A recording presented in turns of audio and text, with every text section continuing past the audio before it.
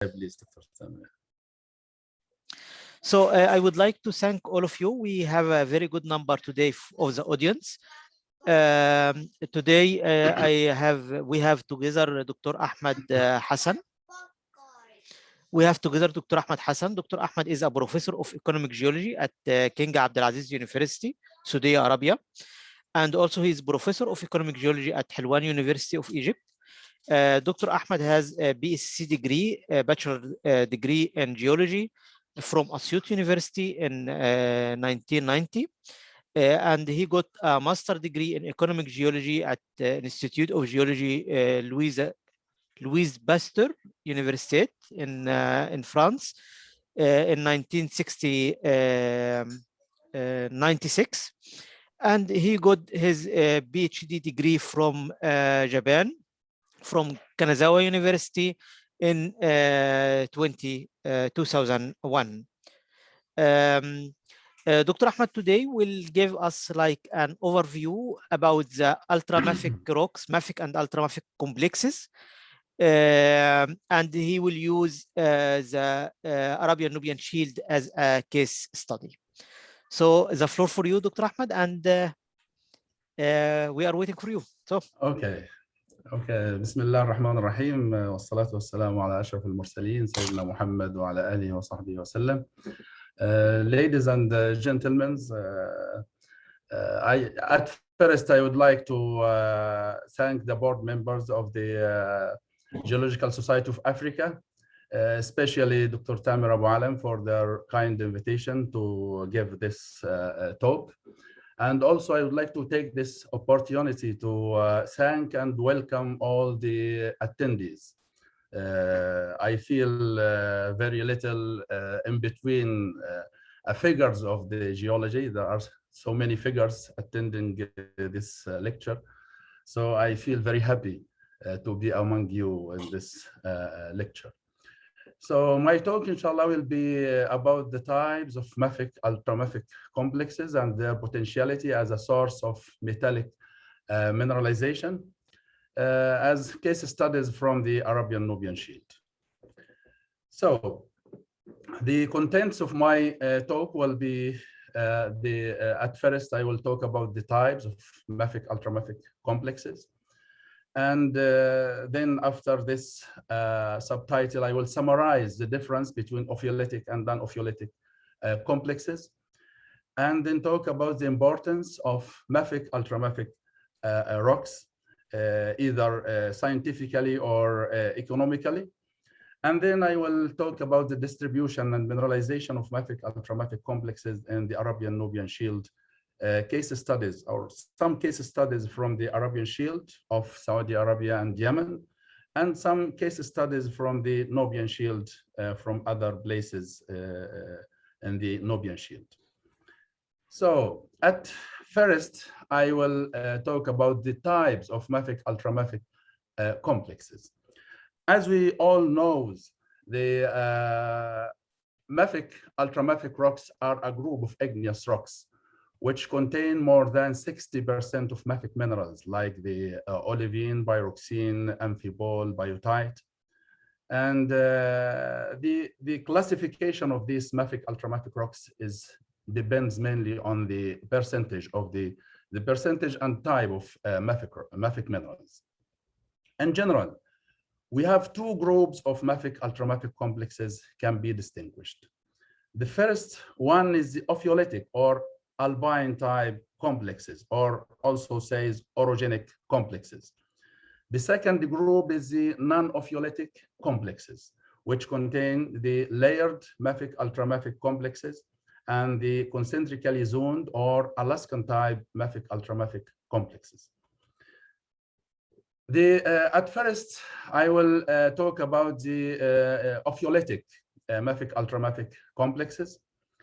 In general, in ophiolite, the ophiolite is a distinctive association of rocks interpreted to have formed in a variety of plate tectonic settings, including oceanic spreading centers, back arc basins, forearcs, arcs, and other extensional magmatic setting. Ophiolite sequence is well correlated with the oceanic lithosphere. It's a kind of part of the oceanic lithosphere, including the upper mantle and the crust, composed of four main layers. Starting from top downward is the basaltic below lava, sheeted dikes, layered gabbro, and then go to the ultramatic cumulates and residual mantle pedotites. This is a typical ophiolite sequence, starting from the bottom with the ultramafic rocks in the mantle section. It's a very huge section of the mantle rocks and the upper mantle. Then go upward to the transition zone between mantle and the crust, that is the Moho transition zone. And then go upward to find the layered gabbro and isotropic gabbro. Then the layer 2 is the sheeted dike complex and below lavas, which covered by a thin layer of metalliferous sediments just below the seafloor. So this is a complete sequence of ophiolite succession. And here is the global distribution of the ophiolites through the world. And we can see here the different ages of ophiolites, starting from the Archean ophiolites, which is very little in China and then some in Australia and in Africa. But it's anyway, it's very little and less studied than other ophiolite sequences. Then we find the Proterozoic ophiolites, which we can see here. It's distributed along the blade boundaries, which is in the green stuff. And then the Phanerozoic ophiolite or the Tethyan ophiolites. As we can see here, it's mainly distributed in the Europe and Asia, and some of them in the America, South and North America. And many of this ophiolite sequence bearing diamond, and this is a debatable subject. We will not go through this debate, but anyway, there are some ophiolite sequences bearing diamond, and this diamond mainly associated with chromite deposits. So the Opheletic mafic rocks or the gabbroic rocks forming thick outcrops in the ophiolite sequence. At the base, these gabbros generally show distinctive layering consisting of light layers rich in plagioclase and dark or lico-gabbros rich in ferromagnesian minerals.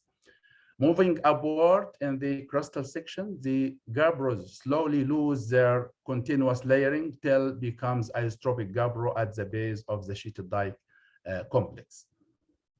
Here is a very typical large sequence of layered gabbro. This is from the Oman ophiolites. It's reached up to 2 or 3 kilometers thick from the such very distinctive layering of Lico and Milano gabbro. And here is also another photo from Oman ophiolite, which show the very huge succession of layered gabbro with planar bands and curved or sinuous bands. And just below this layered gabbro sequence or mafic sequence, we will find the mafic to ultramafic transition, which called the Moho transition zone or crust mantle boundary. This Moho is the gabbrodonite or sometimes whorlite transition. It is the boundary between mantle and a crust and varies in terms of sharpness, sometimes depending on the way of melt pedotite reaction beneath a speeding center, sometimes a simple Moho and sometimes a complex Moho transition zone. And here the Moho transition zone can be distinguished using the seismic velocity. This is a discontinuity between the peridotite in the upper mantle and the upper lower crust in the as the gabbroic rocks. And here is a typical simple fossil Moho in the And the Oman ophiolite, just the Moho transition zone donite is overlain by the layered gabbro. And here also a very simple Moho between the layered gabbro in the lower crust and the peridotites in the upper mantle. And sometimes this Moho becomes very complicated by the within crust whorlite or donite late intrusive. As we can see here, this is donite whorlite late intrusive rocks intruded through the Moho transition zone, and this becomes or contribute to the complexity of the Moho transition zone. And we can see here this complexity or gradual change from the upper mantle to the lower crust or layered gabbro with the complicated gabbro due to the within crust donite whorlite intrusions, which contribute to the mantle crust transition to be less sharp. And the other part of the mafic-ultramafic complex or Opheletic mafic-ultramafic complex is the Opheletic ultramafic rocks. This constitutes the upper mantle rocks, which in sometimes more than 2/3 of the ophiolite outcrops in many sequence, like those in the Oman ophiolite. Sometimes reached up to 5 or to 7 kilometers thick. It's very huge mantle sequence. It consists mainly of tectonized peridotite deformed early during the seafloor spreading process. It contains predominant Harrisbergite and less amount of donite and chromitite bots. Donite may be interlayered with Harrisbergite, forming the banded unit. This is sometimes, but more often, we can find the pockets and the cross-cutting veins of donite within Harrisbergite. Here is a very monotonous Harrisbergite or tectonized peridotite in the Oman ophiolite, the upper mantle sequence. If you take a general view, you can find this very monotonous ultramafic rocks. But if you go deep in this succession, you can find some heterogeneity in these ultramafic rocks, as we will see. And here we can see the banded unit of Harrisbergite donite in the upper panel in the Oman ophiolite. But more oftenly, we can find this network and buckets of donite networks within Harrisbergite. The mineralogy of the Opheletic ultramafic rocks is very simple. In the donite, for example, more than 90% of the rock is composed of olivine. And sometimes it's, of course, it's serpentinized donite. There is no plagioclase or amphibole in this donite. And in the peridotites, so either Harrisbergite or lerzolite, we can see the common orthopyroxene and the clinopyroxene, along with olivine and chromium spinel. And we can see here the chromium spinel large grains in between the olivine ground mass. And this chromium spinel sometimes very rich in silicate inclusions, like the amphiboles, phlogobite, and olivine, and other mineral inclusions. Okay, so this is the first part of the Opheletic ultramafic rocks. The second group of the mafic-ultramafic complexes is the non-Opheletic mafic-ultramafic complexes.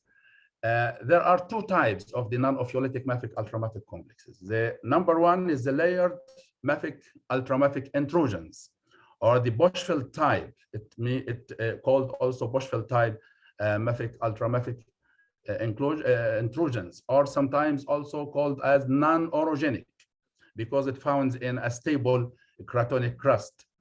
It's a very large body of igneous rocks exhibiting vertical layering. Their age vary from Archean, like those of Boschfeld Complex, to Cenozoic, like those of Scareguard in the Greenland. Traditionally interpreted as solidified remnants of basaltic magma chambers in the shallow, stable crust. It displays textural and chemical changes of minerals from one layer to the next. It changing composition from ultramafic bodies in the lower part to the mafic or more mafic in the upper parts of the sequence. It varies in size from several square kilometers to tens of thousands of square kilometers in areal extents, as well as it varies in shape. It takes different shapes like the funnel shapes of Boschfeld Complex, South Africa, or box-like shaped like those in the Scareguard Intrusion in Southeast Greenland, and sheet-like bodies or boat-like bodies like those of the Great Dyke, Zimbabwe, with distinctive magmatic layering.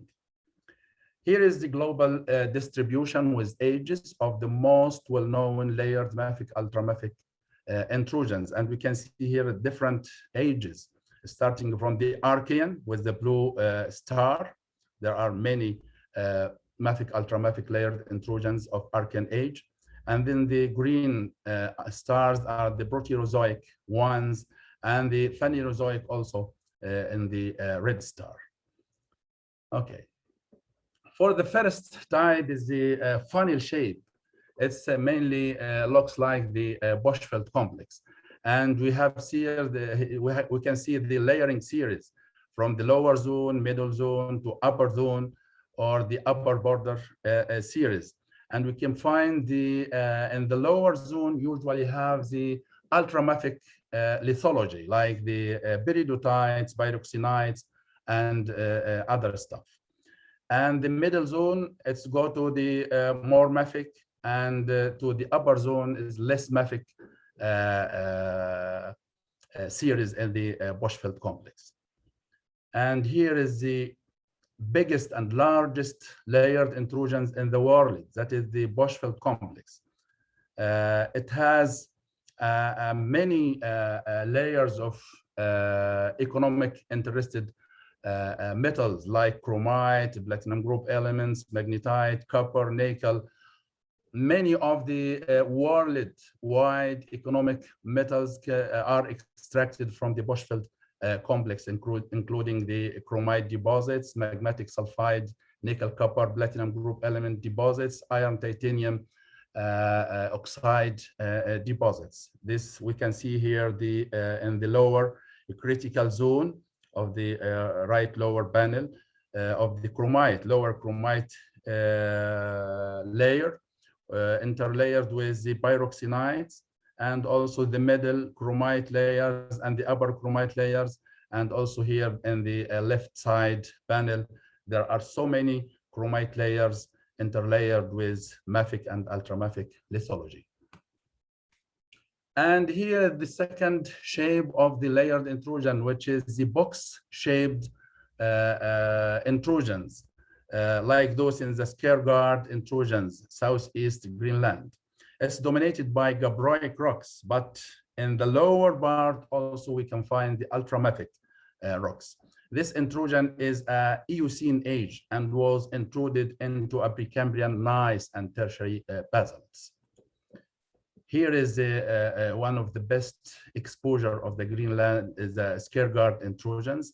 Its dimensions about 9 kilometers by 7 kilometers aerial extent, with a typical layering of mafic and ultramafic rocks.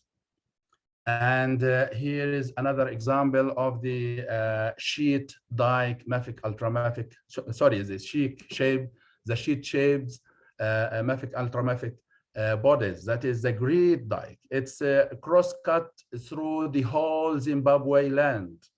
It's about 130 kilometer long and about 12 kilometer width. It's a very huge dike of mafic ultramafic rocks. And here we can see clearly visible from the outer space. This is the Great Dyke layered intrusions. It's the longest igneous complex in the world. It's as I said, it's about 530 kilometer long, and it's one of the 6 largest igneous complexes in the world. And it takes the boat like shaped or the sheet shaped complex with the mafic and ultramafic layers. And we can see here this red line. It's concentrated along which the sulfide-rich bands within the ultramafic zone. And also there are so many layers of chromite deposits, stratiform chromite deposits, which is one of the main source of the chromite deposits worldwide. Here we can see the layering from the space of the grid dike chromite layers in the grid dike mafic ultramafic rocks. And the ultramafic sequence, it's a repeated layers of donites, harrisbergite, bronzitites, and pyroxenites, and layers of chromatites. And the other type of the non-Opheletic mafic ultramafic complexes is the Alaskan type, or named as concentrically zoned mafic ultramafic rocks. Morphologically, these commonly known for their lithological zoning of ultramafic core to mafic rocks outward. Relatively small, typically, these complexes are relatively small in size and typically alkaline in composition and occur in linear zones along the convergent tectonic environments. And lithologically composed of ultramafic core like donite, bridotite in the core, and fractionated outward to whorlite, troctolite, clinopyroxenite, hornblendite, and marginal gabbros. And mineralogically, these Alaskan type complexes are abundant in calcium-rich clinopyroxene, plagioclase, iron-rich spinels, magnetite, and hornblende. And orthopyroxene is very rare, if not absent. So they are mostly crystallization product of hydrous magmas, hydrous alkaline magmas, and subduction zone environment. This is a typical example of the Alaskan type complex from the North China craton with the donite core and peridotite and chromatite layers in the ultramafic core. And this is another example with the small size Alaskan type complex from the Arabian Shield of Saudi Arabia. We can see here the donite core with peridotite fractionated outward to peridotite and troctolite and pyroxenite, and then marginal gabbro.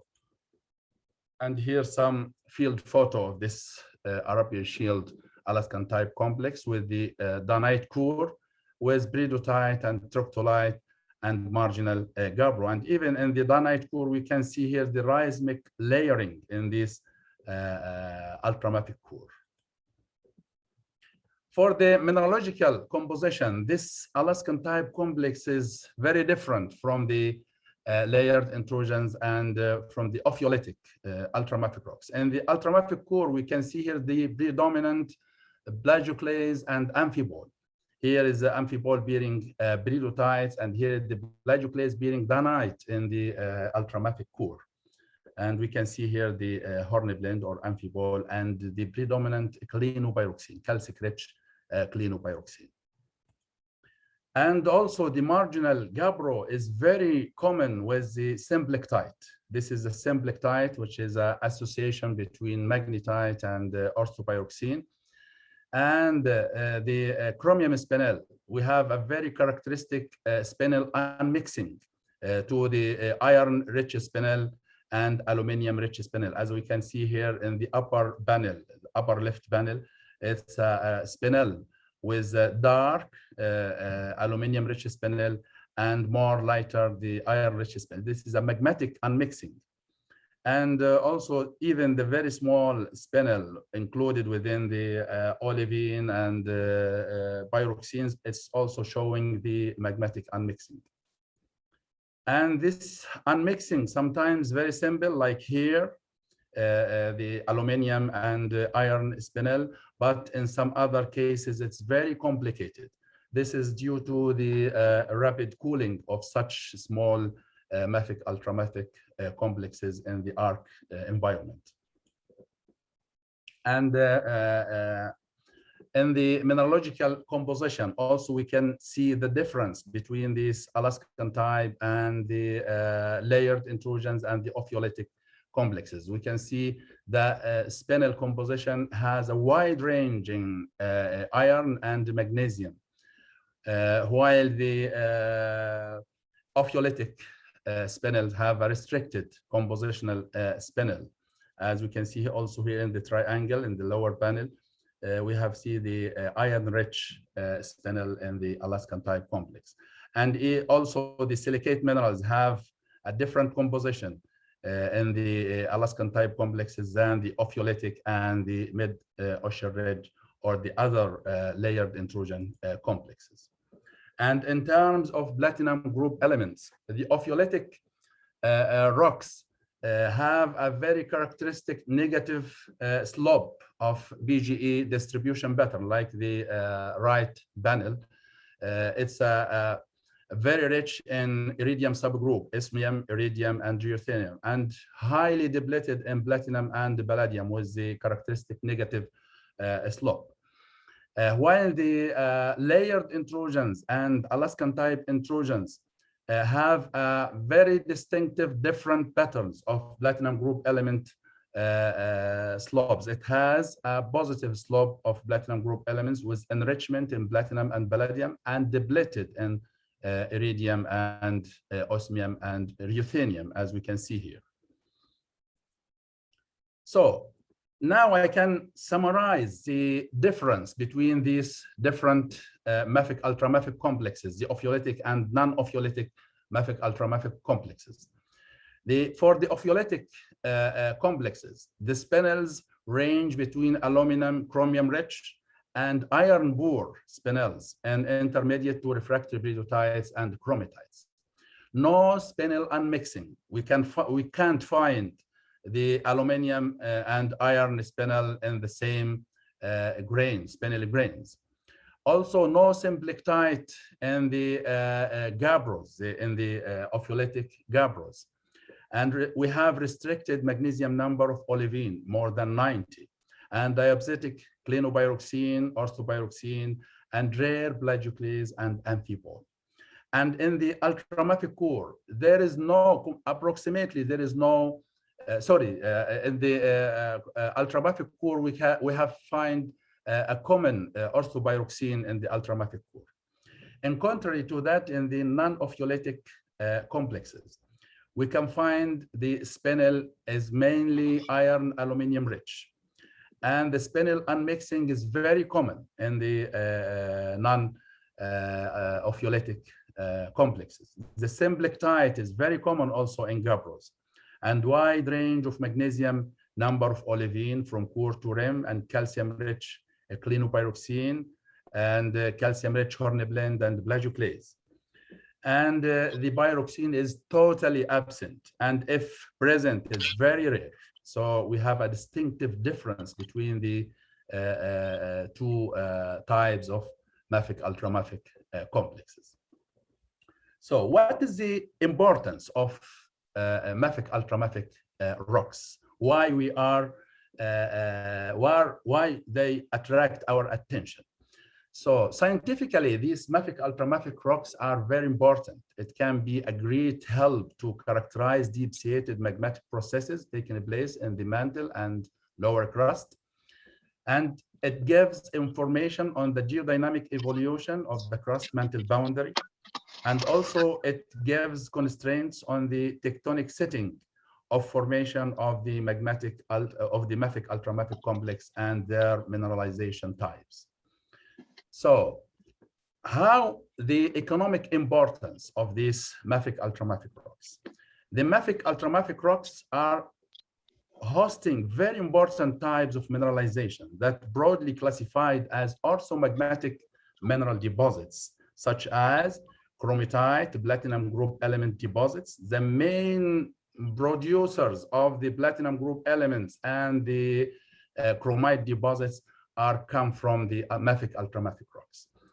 And also magmatic sulfide deposits, the main source for nickel, copper, and platinum group elements. And also the main source of magmatic iron titanium oxide deposits also come from the mafic-ultramafic rocks. And it also a possible source of hydrothermal deposits such as gold-bearing listavanites and nickel cobalt arsenides. And nickel also can come from the nickel laterites over the mafic and ultramafic lithology. So these mafic-ultramafic rocks are very important economically for the source of many metallic mineralizations. For the Opheletic mafic-ultramafic rocks, we can see here the bodiform chromite. We can see the bodiform chromite in the upper part of the mantle section, just below the Moho transition zone here. And also we have a magmatic nickel sulfide, the nickel copper BGE sulfides, and magmatic iron titanium oxides in the layered gabbro. And the same magma is believed to have the same source of the volcanogenic massive sulfide deposits found in the below lavas in the top of the ophiolite sequence. And here is some examples of the economic importance of the Opheletic mafic-ultramafic rocks. Here is the massive chromitite deposits, bodiform chromite deposits from the Oman ophiolites, a very big chromite lenses there.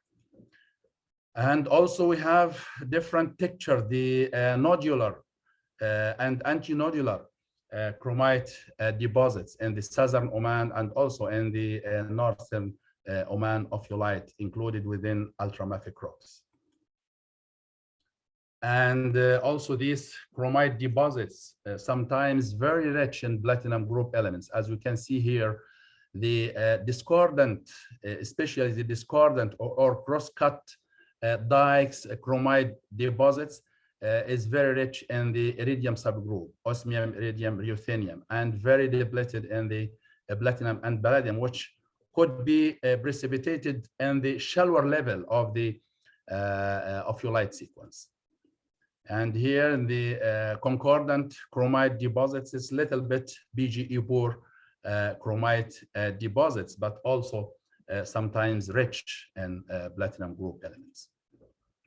And we can find a lot of platinum group mineral grains, which show the well-euhedral shades of osmium, ruthenium, iridium sulfides, like the laurite, as we can see here, the laurite crystals within chromium spinel, or also we can see the osmium iridium alloys within the chromium spinel of the Opheletic chromite. And the economic importance of the layered and Alaskan type mafic-ultramafic rock. This is one of the most important intrusions or rock types hosting the platinum group elements and chromite deposits, especially the stratiform chromite deposits with the platinum reef, extracting the platinum group elements and nickel from these ultramafic rocks. This is a source of stratiform chromite, magmatic nickel, copper sulfide, BGE deposits, magmatic iron titanium oxide deposits also come from the layered intrusions. Although the Alaskan type rocks is less enriched in the platinum group elements and the chromite, but the placer deposits nearby these Alaskan type is very rich, as we will see later in this talk. We can see the platinum placers nearby the Alaskan type complexes, like those in Ethiopia and in some other places in the Arabian-Nubian Shield. Here is the stratiform chromite deposits in the Boschfeld Complex, alternating with the mafic and ultramafic rocks, anorthosite and pyroxenites and peridotites. And also here we can see the black layers is the layered or stratiform chromatites deposits, which also hosts the very rich platinum group element content in these chromite layers.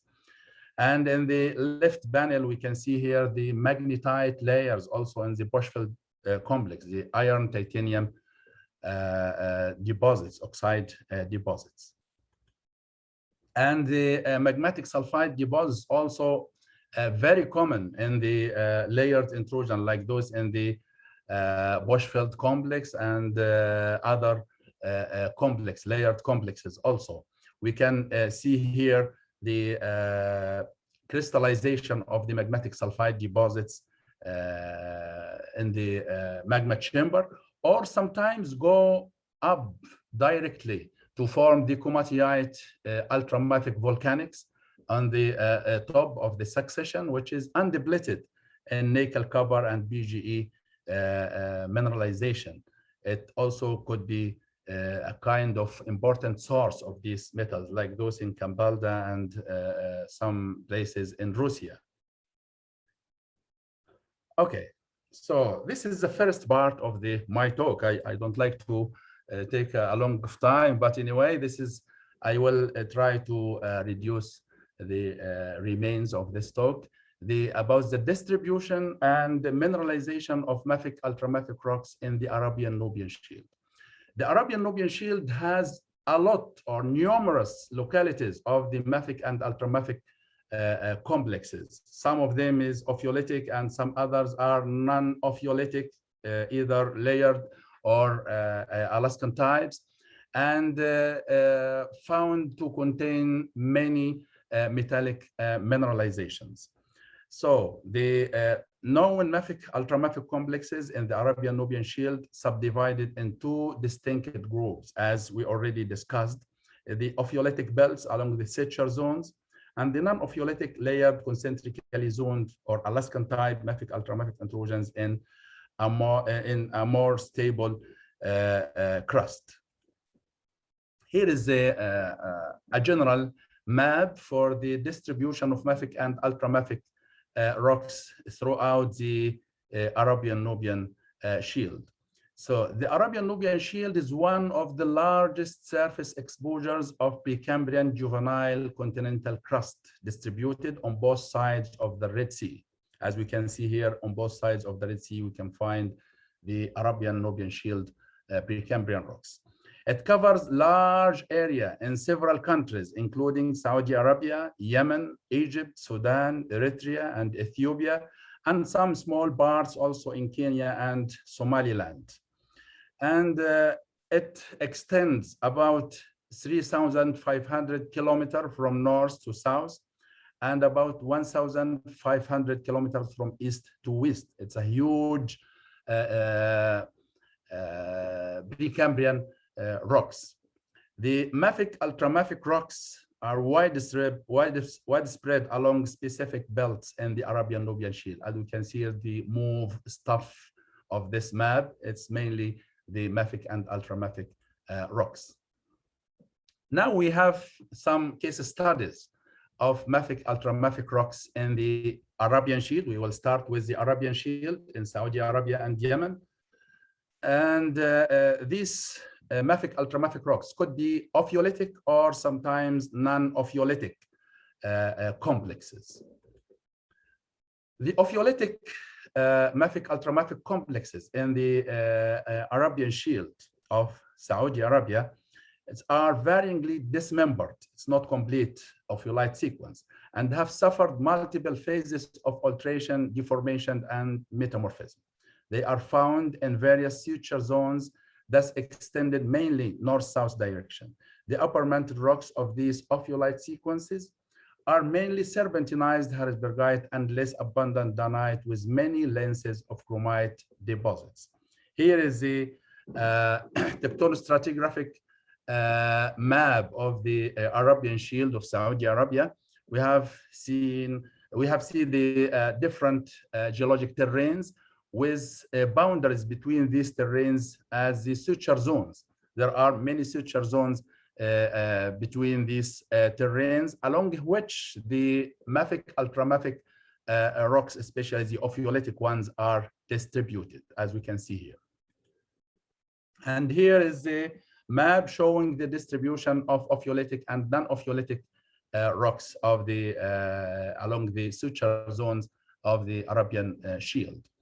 We have several examples of the Opheletic and non-Opheletic mafic-ultramafic rocks in the Saudi Arabia. That Lais ophiolite is one of the famous ophiolite rocks in Arabian Shield, Wadi al-Hawanit and Bir Taluha ophiolite. The layered or Alaskan type rocks also have represented in the Arabian Shield, like those in Wadi Kamal, Wadi Taftafan, and Lakatha.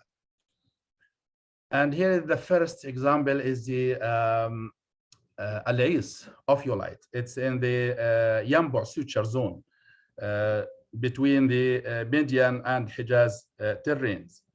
We can see here this is the richest complex in chromite deposits in the Arabian Shield.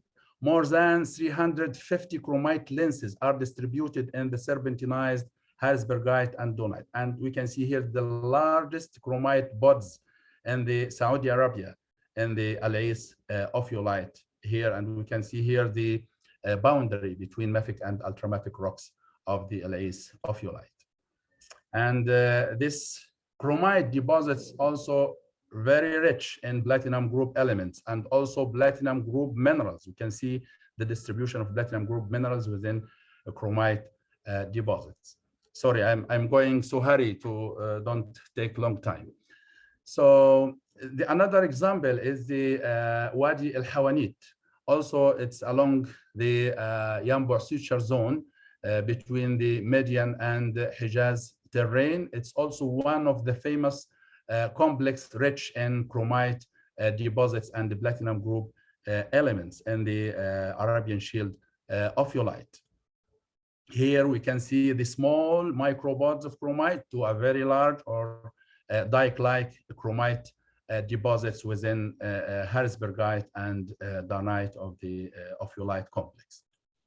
And also these chromite deposits have various enrichment of platinum group elements. Some of them make the positive trend and some others have the negative, and some rich in sulfides and other rich in platinum group elements within chromite deposits. And now we are coming to the layered intrusions, layered intrusions or Alaskan type in the Arabian Shield. Several localities of layered concentrically zoned mafic-ultramafic complex are distributed throughout the Arabian Shield. Known examples are Wadi Kamal, copper, nickel, BGE sulfides, and iron titanium oxides, and Wadi Taftafan and Lakatha mafic-ultramafic complexes. Here, the famous layered intrusions, the Wadi Kamal layered intrusions, which is rich in copper, nickel, sulfides, and iron titanium oxide. This is a Gusan cover, which is rich in nickel and copper in Wadi Kamal, and some other places rich in iron titanium oxides. And phosphorus, which is named as Nelsonite. Nelsonite layers, as we can see here in the left upper side panel, it's a massive Nelsonite. It's iron, titanium, phosphorus mineralization. And we can see also disseminated Nelsonite within the gabbros and anorthosite. Here is another example of the Alaskan type complex in the Wadi Taftafan. This is a typical small size Alaskan type or concentrically zoned mafic-ultramafic rocks with donite core and fractionated outward to the marginal gabbro. We can see here the rich in sulfides, and some sulfides, chalcopyrite, pyrite, pyrrhotite, and also the oxides like the ilmenite and magnetite with the unmixing chromium spinel, as we explained before. Now we come to the very few examples also in Yemen. Maybe Dr. Salah Al-Khirbash knows more than me about these localities in Yemen. There are some localities in the Yemen containing platinum group elements and copper nickel deposits in the Precambrian Arabian Shield rocks. Some of these examples are the El Hamra area. This is a lambrophyre dike. It's very long dike, about 7 kilometers long and about 45-meter thick lambrophyre dike, mafic-ultramafic rocks, very rich in copper nickel mafic-ultramafic complex. As we can see here, the Gusan cover and the fresh sulfides can find to contain pyrrhotite, chalcopyrite associated with magnetite, and ilmenite. And this is the last part. Sorry for lengthening. This is the last part, is some case studies from the Nubian Shield from Egypt, Sudan, Eritrea, and Ethiopia. In Egypt, as we know, many of my colleagues attend this lecture knows very well the distribution of the opheletic rocks and non-opheletic mafic ultramafic rocks in the eastern desert of Egypt. There are numerous parts containing mafic ultramafic rocks of opheletic and non-opheletic types, containing bodiform, chromite, and some other containing copper, nickel, sulfide deposits distributed along the Red Sea coast of the eastern desert of Egypt. Here is some places of opheletic chromite deposits within ultramafic rocks. Many of them are highly serpentinized, but some others are still intact and fresh, like those in the Abu Dahr and some other places in the southern eastern desert. And we have rich complexes in platinum group elements. As we can see here, the southern eastern desert chromite is completely different from the central eastern desert chromite in terms of their chromium spinel content and in terms of platinum group elements and platinum group minerals distribution. The red field is the central eastern desert, which has a wide range of platinum group elements content. The southern eastern desert has a restricted content of platinum group elements and also platinum group minerals.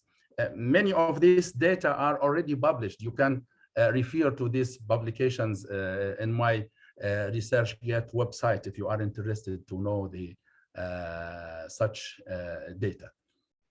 And about the non-opheletic, the Alaskan type or layered intrusion parts, some of these complexes are rich in copper, nickel, platinum group elements, like those of Gabro Akarim, number 1, and Abu Hamamid, number 2, and Janina Gharbiya, number 3, and Abu Suwail, and Dahanib, number 4 and number 5. And those of the layered, rich in iron and titanium oxide, like the Abu Ghalaga, number 6, and Korab Kansi in the southern Egypt of mafic ultramafic complex. Here is the very famous place for the Alaskan type analog of the Precambrian complexes in eastern desert of Egypt. That is the Gabro Akarim, which published many years ago by Dr. Hassan Helmi and others. It has a high content of nickel, copper, platinum group elements. In the core, the ultramafic core has a high concentration, more than 30% rock volume is sulfide mineralization, which rich in nickel, copper, and platinum group elements. The marginal part of this intrusion complex is less mineralized. And here is the iron titanium complex and the Korab Kansi, which is published by one of my colleagues of Dr. Khidr, just recently published. And there are many veins and cells of the iron titanium rich layers within the gabbros and pyroxenite gabbros in the mafic ultramafic complex. The Sudan also has many complexes, mafic ultramafic complexes, especially the Red Sea Hill area and the Engsama area and the Noba Mountains and the Jabal Rahib and some other places. All of the mafic ultramafic complexes are opheletic type. The layered or Alaskan type complexes in Sudan are very rare, if not absent.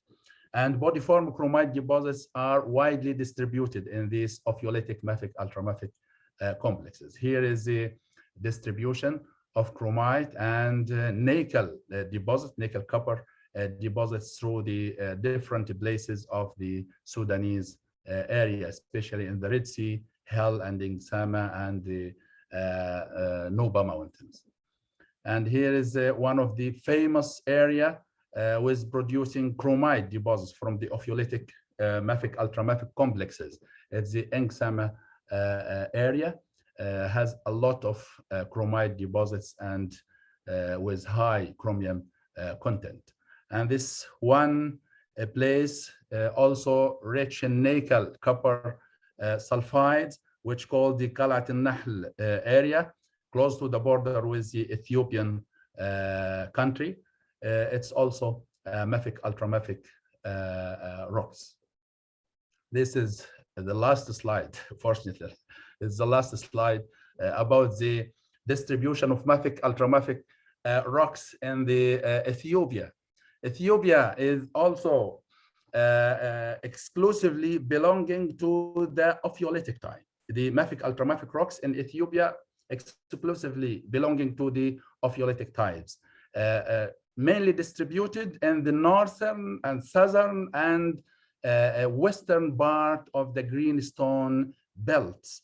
It's a Precambrian rocks, and there are many chromite deposits there, and also a high concentration of platinum group minerals in the placer deposits nearby of these mafic-ultramafic complexes.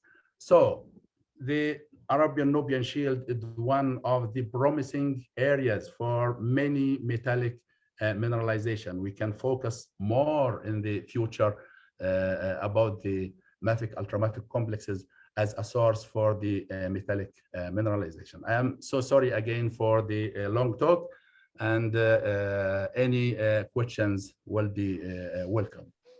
Thank you very much. First of all, I would like to thank you very, very much for this very interesting talk. I don't think it's not long. I think 55 minutes or actually 50 minutes. This is perfect.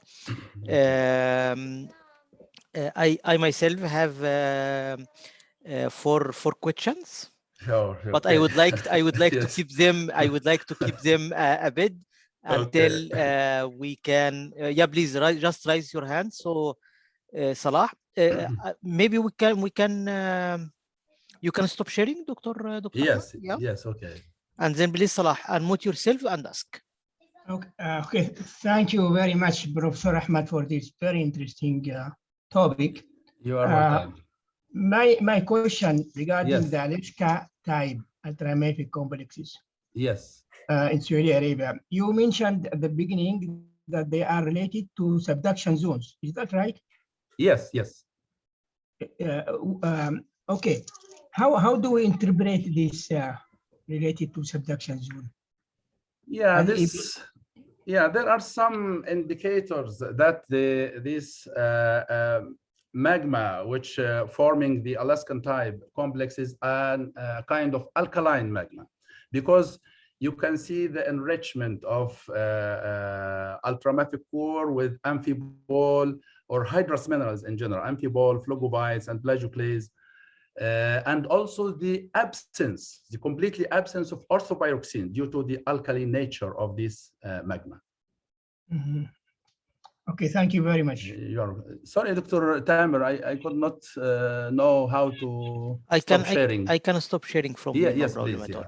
Okay. Actually, I would like to follow up. The question was about the nature or the tectonic setting of the formation of the Alaskan type, right? Yes. Or the Opheletic one? He asked about the Alaskan type. Alaskan type. Salah. So you said that it's Opheletic. Or no, it's not Opheletic. Yeah. It's a kind of alkaline magma. Okay. So because this is one of my questions. Yes. So it's related to subduction. Yes. Okay. I don't know if anyone has other question, or I can ask mine. Okay, so maybe I ask my question. What is the age of this Alaskan type ultramafic rocks in the Arabian-Nubian Shield? So I can see Dr. Zakaria is laughing. Maybe he is have some questions after Dr. Tamer. Yes. So So sorry, Dr. Tamer. Yeah. Can you? Yeah, give me I ask about the age of this Alaskan type. Yes, yes. So the age, as I know, according to my knowledge, there are some age dating of the Alaskan type from the Saudi Arabia and from Egypt. It's Precambrian, Proterozoic, about 800 something, or it's not well dated, but there are some old dating. And Dr. Hassan Helmi already make Samarium neodymium dating for the Gabro Akarim, I think, or Janina Gharbiya. It's about 900 million years, but it has a big uncertainty in his analysis. But anyway, it's related to the Proterozoic age. Okay. Okay, so it's older than the older granite, the gneiss. Yes. Can I comment, please? Yeah, please. Yes, Dr. please, Kamal. Dr. Kamal. I don't believe it's 900 or 800. Okay, what's your belief? Around 700 something. I saw this paper with the neodymium with it's not actually accepted age because it has, I think, a discordia or it's error chrome or something like that. Actually, Anyway, I don't have all of them. So I think it's around. Anyway, I don't have diorite sample around 700 something, which I read in the past. So I think it's around that age, 700, 750. Actually, I would like to go with the same suggestion of Dr. Kamal, because if it's subduction, I think it should be in this age.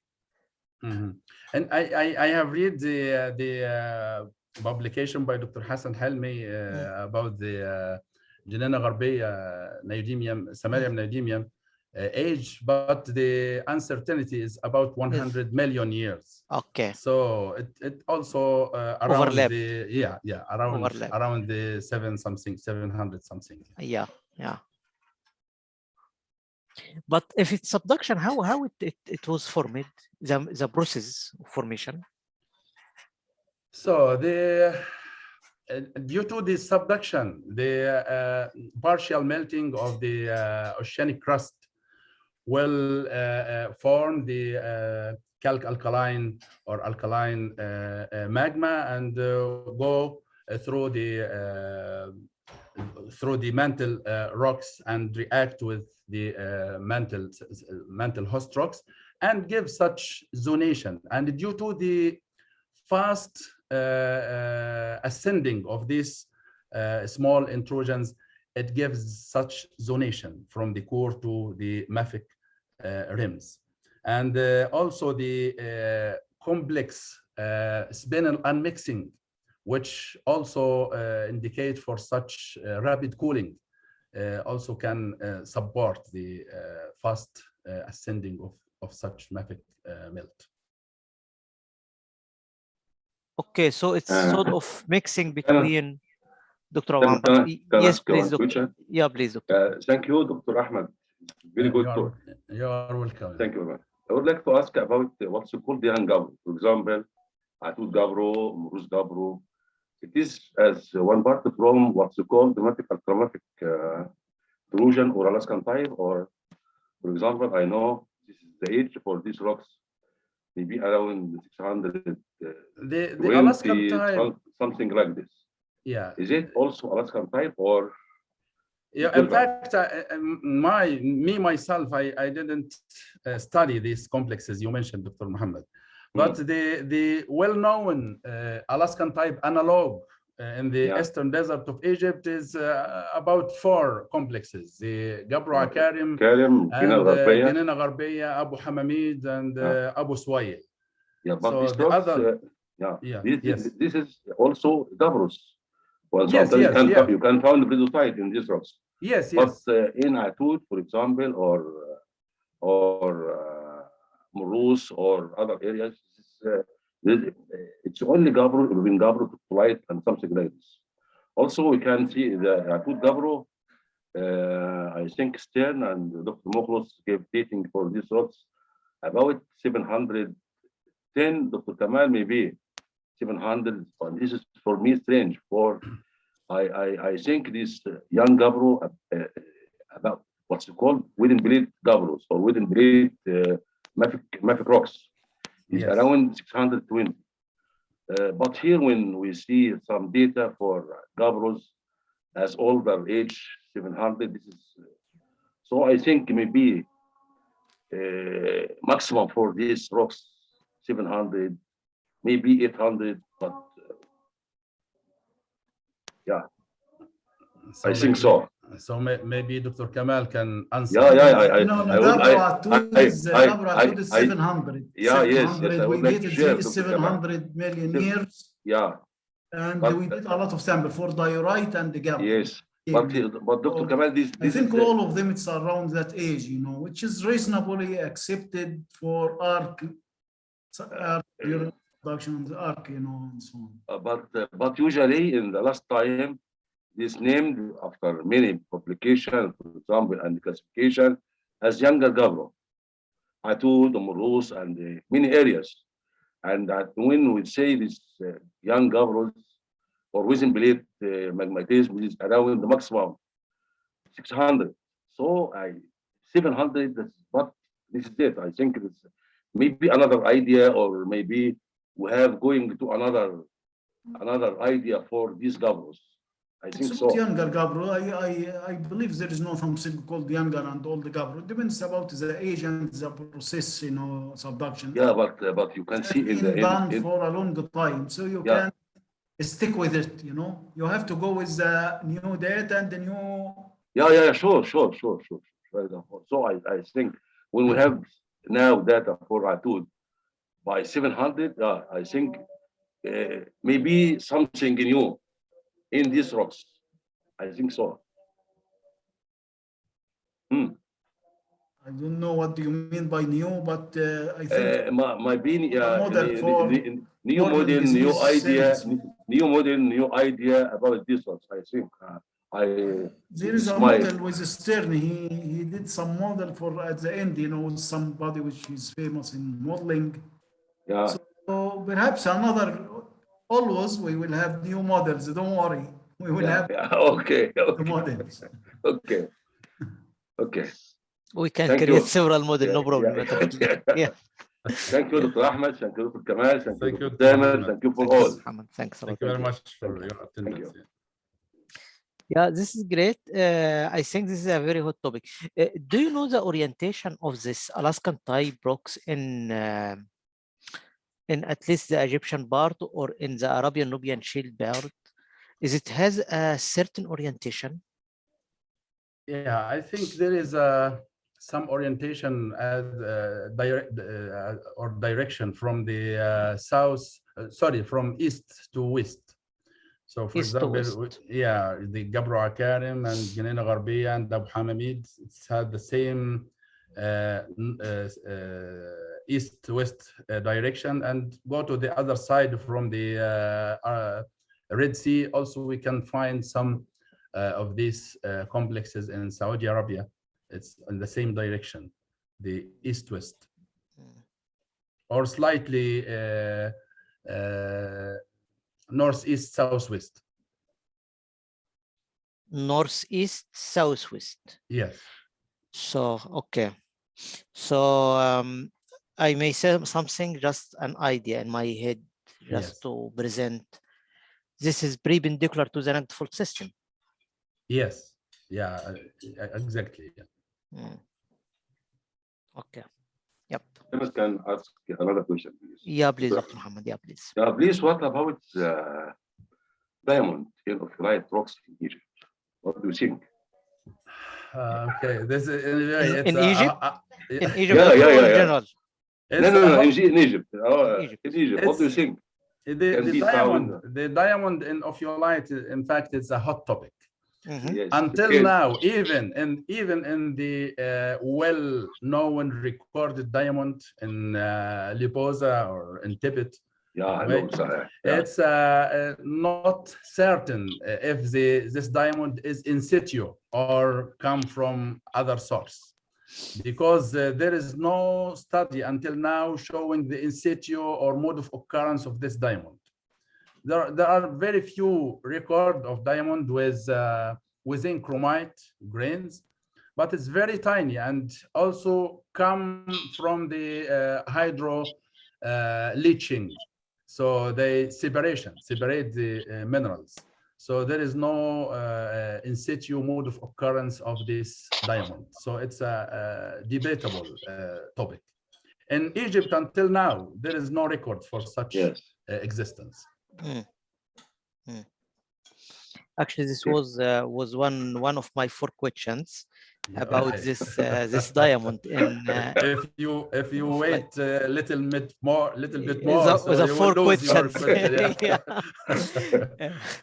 So I was about to ask about the source of the carbon for this diamond. So is it so recycling? Is it something related to subduction? Yeah, you are right. You are right. It's I think if the logic of diamond is come from the subduction, so the subducting slab with the sediments in the trench, carbon bearing sediments. Yeah, that's right, and to go deep within the mantle for the deep recycling. It could transform it to diamond. And also some other high pressure minerals like the silicon carbide or any other high pressure minerals found. So it should be come from the deep recycling of the crustal materials.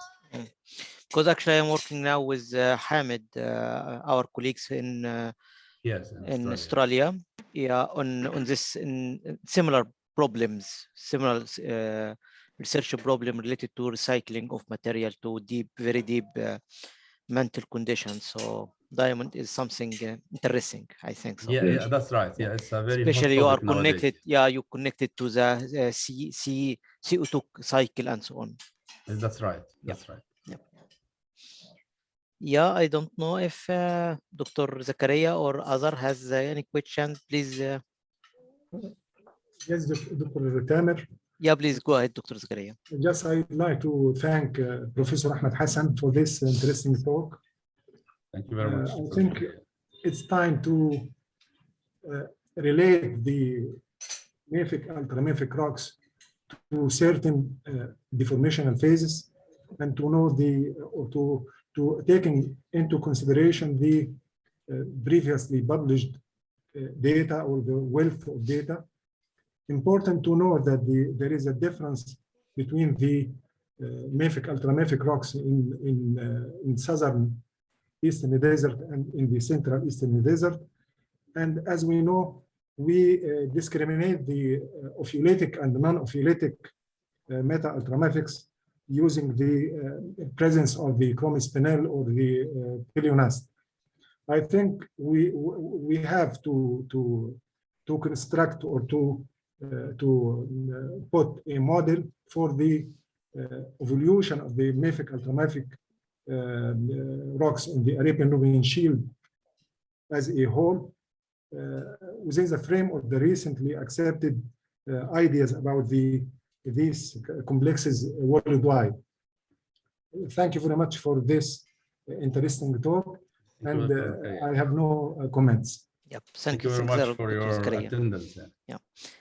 Any other questions from the audience? This is good. So I have one question. Okay. Everyone asked my question, so I still have one. Okay. So my question is how you can explain that the Alaskan type ultramafic rocks, we can find it in Saudi Arabia, in Egypt, but not in Sudan or in Ethiopia. Mm-hmm. Why in the northern part of the shield? So you are right. Yeah, we can see in Sudan or in Ethiopia there is no such kind of complexes. Yep.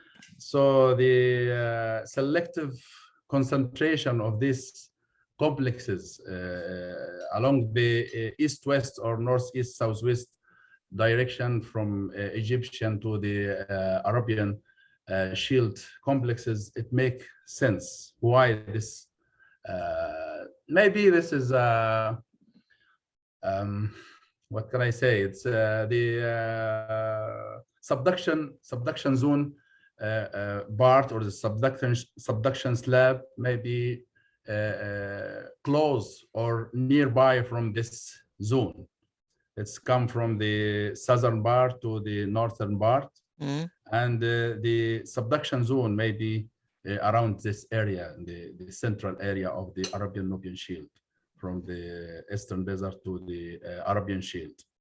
I'm not sure exactly, but this is what come to my mind now. I just ask because this is as well. So you are right. Yeah, you are right. There is a good observation and noticeable. Yeah.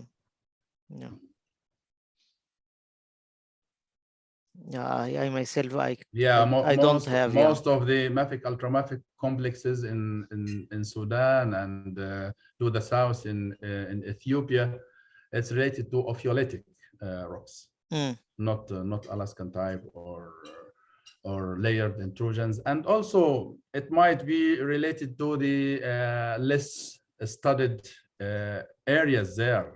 We almost know that these countries. It may exist, but we don't know. Because there is no study. That's right. But I have one last question. Yes. So this is the only model to explain this Alaskan type rocks, the model that you suggested about this mixing between subducted material or subduction magma with mantle due to subduction process, or there is other models that we can explain?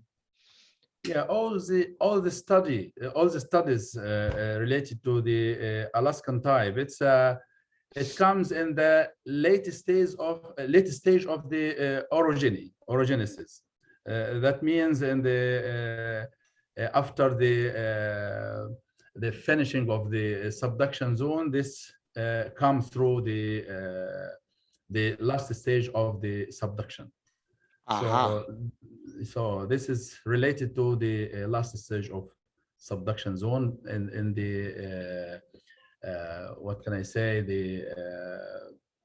the stable stage of subduction after the termination of the subduction. Okay, and this may explain this trend, this northeast southwest trend. Yes, yeah. Because a nugget fault system was the last part of the orogeny.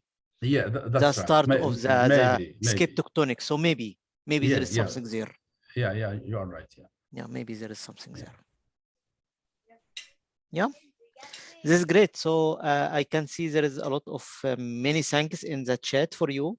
Thank you very much from everyone. So really I appreciate your time. Appreciate this very nice presentation, and you can see the contribution after the presentation. We now almost 25-minute discussion. And I think if we just wait for 1 or 2 minutes, I will have a lot of questions here and there. Dr. Tamer, can I ask the last question? Yeah, please go ahead. Yes, Dr. Al-Qadasi from Sana University. Actually, it's very good. Comparison between Yemen, Saudi Arabia, and Sudan, and those countries. But let us to ask a question on behalf of any graduate students. Yes. So when he see these comparisons and different rocks rich in minerals, rich in, very good things. So he will raise a question: how many projects those Arab countries can produce from these enriched rocks and ophelites and non-ophelites? Is there any project in Yemen, say, or Oman? Oman, I think Dr. Salah may have something to say, but in Sudan, you also notes on Somalia, yes, Egypt. Just to clarify, any graduate students from geology can ask this question: how many projects? Why we are very poor countries? Okay. While we have all these I mean, ophiolized and non-ophiolized rich banded irons and other things. Why we, import iron and copper from the outside countries? Thank you very much. Yeah. You are welcome. Thank you very much for your question. It's really strange that we have political question. that's right. That's right. In fact, there are many individual projects. For example, in Egypt, the company of the refractory company are using to exploit the chromite from the Opheletic complexes there. It's individual projects, not a national or governmental projects. And also in Sudan, there are so many private companies working on the chromite deposits and nickel and sometimes platinum. It's not a national or governmental project. It's a kind of private companies, sectors, and sectors. And even in Yemen, there are some studies about the Geological Society of Yemen to study the nickel and copper BGE in the mafic-ultramafic rocks, but it's not come to produce of these metals. Just a kind of initiation of these projects, but not continue to be active projects. I don't know why. It's a kind of political issues. Thank you very much. Thank you. You are welcome. There is one last question in the chat. Yes. It says that if there is a close relation between these two different type of rocks and the mineralization. So, for example, you can say this mineral, this type of mineralization is related to Opheletic rocks. This type of mineralization is related to the Alaskan type. Yes. So the question is which mineral or which mineralization is related to which? Okay, that's good. So the Opheletic rocks mainly have the kind of body-form chromite, or the linsoidal or alpine type chromite. It's a kind of linsoidal deposits, restricted in shape and size, but it's very refractory, means it has a high chromium content. It's a good deposit for the metallurgical companies.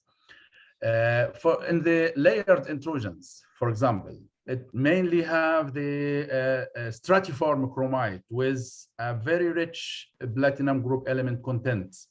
It has a platinum reef and some other distinguished characteristics of these deposits. Nickel, copper, BGE is very rich, and magnetite layers also. It's very characteristic for the layered intrusions.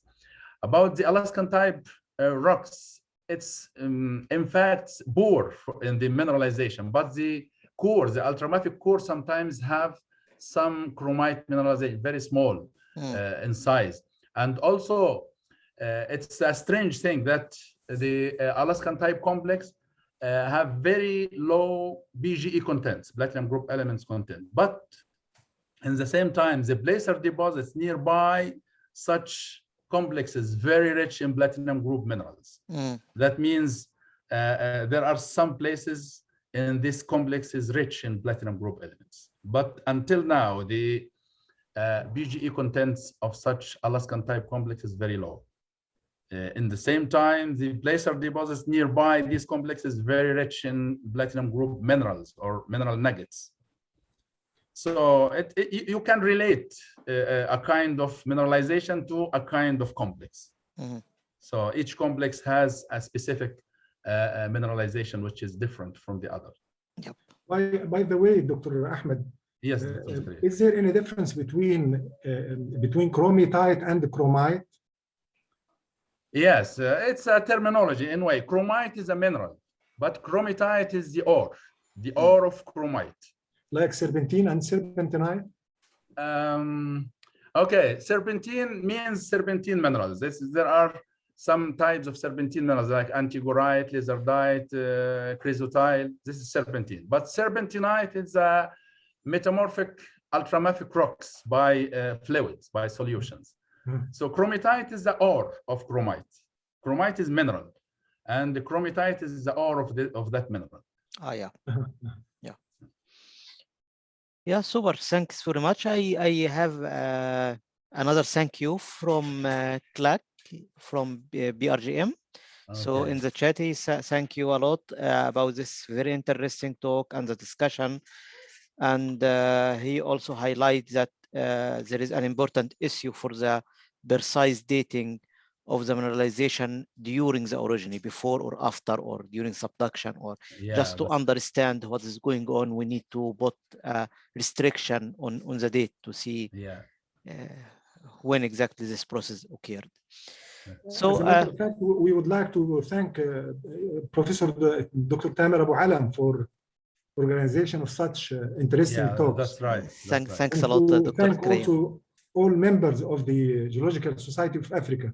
Thanks a lot, Dr. Zakaria. And actually, this is good. This is good. I can see now there is a good number of audience here.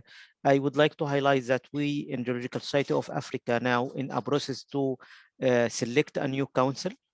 There is the newsletter. Actually, I will put it online today evening or so, or tomorrow. In this newsletter, we invite members of the Geological Society of Africa to apply for the new council. So please go ahead and apply. Unfortunately, the election of the council should be 1 year ago, so we should have it in 2020. But we postpone it, unfortunately, due to this corona. And just to be legal council, we have to have this General Assembly. And we will make the General Assembly online during 25th of February, so in 2 months. And I would like to ask you who are interested to serve the society, if you are a member into the society, you can just send your nomination to be in the election of this General Assembly. Thank you very much. Yeah.